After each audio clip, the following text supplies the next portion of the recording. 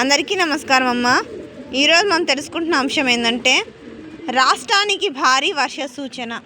ఈనాడు విశాఖపట్నం ఈనాడు పత్రికలో ముద్రించబడిన అంశం అమ్మ. ఇది బంగాళాఖాతంలో కొనసాగుతున్న ఉపరితల ఆవర్తనం ప్రభావంతో సోమవారంలోగా అల్పపీడనం ఏర్పడనున్నది. తర్వాత 2 రోజుల్లో తీవ్ర అల్పపీడనంగా బలపడి పశ్చిమ వాయువ్య దిశగా పయనిస్తూ తమిళనాడు తీరం వైపు వెళ్ళే అవకాశం ఉందని వాతావరణ శాఖ పేర్కొన్నది. దీని ప్రభావంతో మంగళవారం నుండి గురువారం వరకు రాష్ట్రంలోని పలు ప్రాంతాల్లో విస్తారంగా వర్షాలు కురుస్తాయని తెలిపింది.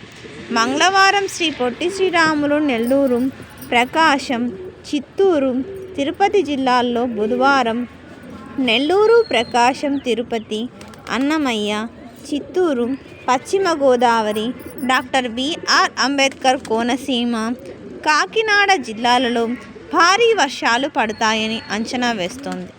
మిగిలిన అన్ని ప్రాంతాల్లో తేలికపాటి నుండి ఓ మోస్తరు వర్షాలకు అవకాశం ఉందని వాతావరణ నిపుణులు చెబుతున్నారు. బుధవారం తమిళనాడు, గురువారం, శుక్రవారాల్లో ఒడిశాలోని పలు ప్రాంతాల్లో భారీ వర్షాలకు అవకాశం ఉంది. గురువారాల్లో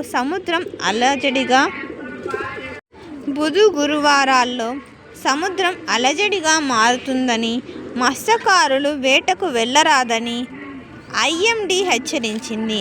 అంటే రేపటి నుంచి శుక్రవారం వరకు మన రాష్ట్రంలో భారీ వర్షాలు కురుస్తాయి. కొన్ని ప్రాంతాల్లో ఒక మోస్తరులో వర్షాలు కురుస్తాయి.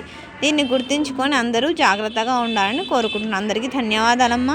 ఇంకా మన ఛానల్ సబ్స్క్రైబ్ చేసుకొని వాళ్ళు ఎవరైనా దయచేసి సబ్స్క్రైబ్ చేసుకొని, లైక్ చేసి, షేర్ చేసి మీ ఫ్రెండ్స్కు, రిలేటివ్స్ అందరూ సబ్స్క్రైబ్ చేసుకోమని చెప్పండి.